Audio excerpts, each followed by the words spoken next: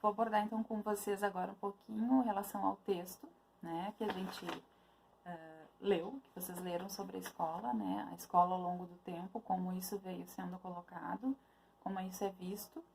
Como vocês bem perceberam, a escola, ela nem sempre existiu, né, ela foi um espaço estruturado ao longo do tempo, mas que hoje é muito presente na sociedade e hoje mais ainda falado em relação a essa vivência que a gente está tendo da pandemia.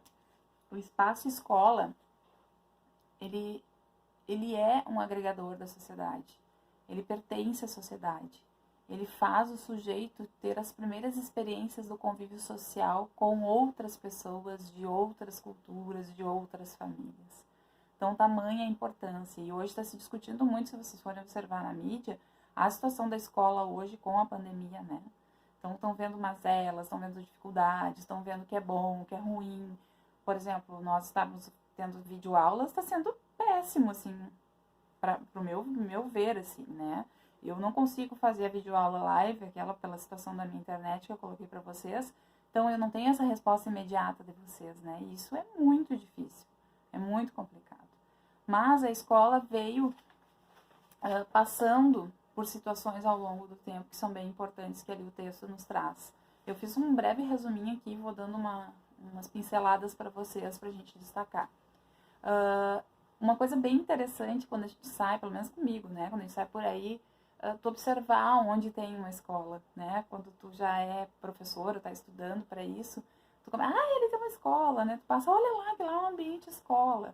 Então, chama a atenção numa cidade, num bairro que tu vai, aonde tem realmente a escola, né? Ela é um local de referência, ela é importantíssimo dentro da sociedade.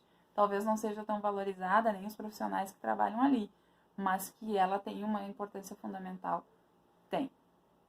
Então, a história da escola e da educação acompanham sempre, todos, se a gente for ver, acompanham sempre a evolução da humanidade. Dentro da didática geral, gurias, até quero esclarecer o seguinte, ó. A didática geral precisaria muito da história da educação junto. Para vocês do primeiro aí à noite, vocês não têm história da educação, então fica mais difícil ainda. Mas do dia, a história da educação é só no terceiro ano. Então, eu passo o primeiro, segundo e terceiro ano falando em didática geral, falando em referências históricas, que a educação ela não aconteceu só agora, sem ter esse entendimento da história da educação, aonde entraria esse texto, né? Mas como a gente não tem, algumas coisas eu vou trazendo para vocês. Então, a escola acompanhou essa evolução da humanidade. Lá no Homem Primitivo, como a gente viu na Guerra do Fogo, quem ainda não olhou e tiver a oportunidade de olhar, no Homem Primitivo não tinha escola. A escola era informal, era lá na família, naquele contexto que eles viviam, eles iam aprendendo as necessidades, a caça, a pesca, todo aquele ambiente de sociedade que eles tinham na época, né? Com o passar do tempo, começou a se ter uma ideia de escola, uma necessidade de aprendizado com alguém. Então entra a Grécia, né? Entra Roma, né? Onde começam então a se fazer as primeiras referências de algum professor com filosofia, né? Era um filósofo, o primeiro mestre foi um filósofo, né? Deixa eu só acompanhar aqui onde diz lá no grego, né? O escolé aparece, então a primeira palavra referenciando a escola, escolé. Eles saíam das suas famílias e iam para esse lugar ter uma escuta de um filósofo, né? Onde ele então repassava algumas informações. Só que não eram todas as pessoas que tinham esse acesso, né? Só quem tinha poder, quem era um governante, quem tinha dentro da elite da sociedade na época. Os demais teriam que trabalhar, ser escravos, montar cidades, plantar, enfim. Não muito diferente de hoje, talvez, né? Se a gente for olhar as oportunidades sociais, né? O mestre, então, o professor, trazendo aqui do meu resuminho, o filósofo para a época, né?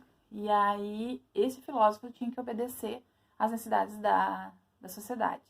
Não muito diferente de hoje, né? Escola e sociedade caminham juntas, né?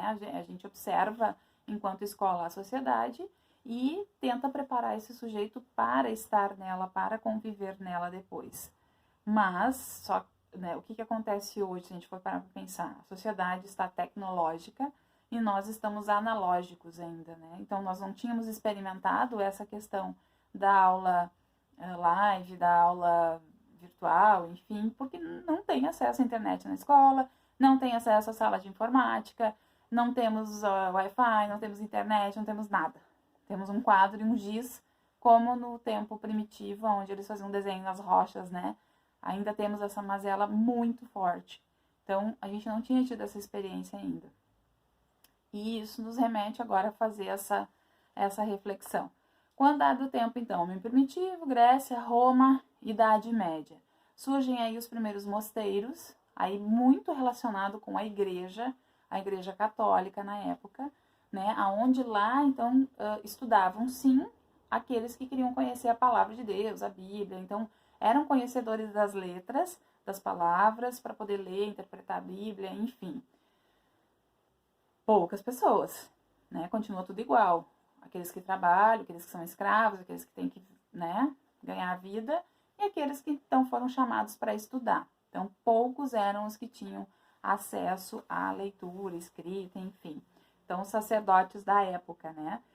Até sugiro para vocês olharem O Nome da Rosa, que é um filme que traz essa ideia da educação muito elitizada em função da igreja, tá? Se vocês forem ver, então, Idade Média, Igreja Católica, Protestantismo depois, né? Martinho Lutero se revolta, dá acesso, então, à educação, à leitura, escrita, interpretação da Bíblia a todos, tá? Fazendo um apanhado geral, certo, gente? Não sou professor de história, se discordarem e quiserem trazer mais alguma informação, estamos abertos para conversar. Seguindo essa linha do tempo, então, Revolução Industrial, começa o capitalismo, a escola começa a se fazer mais presente, então, para a grande massa. Olha, que legal, a grande massa vai estudar. Engane-se, né?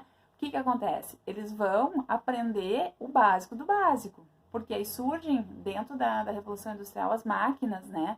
Então, eles tinham que saber operar essas máquinas, ler o comando das máquinas. Então, era tudo ainda em função de ter o poder sobre as grandes massas. E esta ainda é uma ideia de educação atual, se a gente for parar para pensar, né? A gente consegue trazer uma mensagem conforme a gente quer para uma grande massa. Então, para vocês verem o poder que se tem, né? De levar para o bem ou para o mal, como eu disse antes. O cuidado que a gente vai ter que ter, a ética, a moral, os princípios, os valores, para poder lidar com as crianças, jovens, adultos, assim como nós estamos estudando aqui. Um filme interessante de olhar em relação à questão da Revolução Industrial e a escola é peraí que eu anotei aqui, do Chaplin, Tempos Modernos, tá? Tempos Modernos do Chaplin, bem legal de olhar, onde ele vai só reproduzir o que ele aprendeu, né? Então, ele passa o dia apertando parafusos numa fábrica, e ele sai dali fazendo esse mesmo gesto. Então, tudo que ele encontrar, ele quer apertar, achou um botão no casaco, ele quer apertar.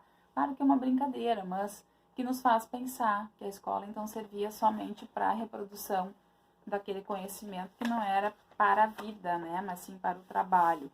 Então, continuamos nessa questão da Revolução Industrial. No Brasil, então, com a chegada dos portugueses, o descobrimento do Brasil, os primeiros professores foram os jesuítas, né? Então, que vieram para catequizar os índios, né? Assassinar os índios, entre aspas, assim. Tiraram muito da cultura deles, né? E trouxeram a letra, o canto, enfim, né? Todas aquelas coisas históricas que a gente já sabe. Quem quiser se aprofundar, lê um pouquinho mais e olha o filme A Missão. Gente, olhem, é muito bom, que traz muito disso, né? Então, lá pelas tantas, até os próprios jesuítas viram o que eles fizeram de errado e tentam se remediar tudo isso, mas já era tarde, né? A cultura se perdeu. Então, vieram, catequizaram os índios, botaram roupa nos índios, fizeram os índios acreditar no Deus, né? Não no Tupã. E mudou toda a questão cultural também em cima disso, né? Tomaram as suas terras, as suas riquezas, enfim. A partir dali, com os jesuítas, então, os primeiros professores brasileiros, né? A escola continua sendo elitizada, só de meninos, né? E o tempo vai passando. Então, meninos e meninas e só elite, gente. O povo ralé tinha que trabalhar, né? Só a elite, então. No início do século XX, então, ela se torna bem mais popularizada. Temos a ideia da escola que é posta hoje, que se tem hoje, onde meninas e meninos estudam juntos, onde ela é pública, né? E é ofertada a todas as instâncias. Deveria ser assim, ainda a gente sabe que tem escolas que não chegam em todos os locais do país, né? Com o passar do tempo, então, início do século XX, quando a escola se torna mais popular, digamos assim, surgem os grandes educadores, né? Os grandes pensadores brasileiros. Cecília Meirelles, Anísio Teixeira, deixa eu ver quem mais que eu posso citar para vocês, o próprio Paulo Freire, que a gente viu. Então, eles vêm pensar a educação, vêm organizar esse sistema que até então não existia, né? Então, surgem as escolas,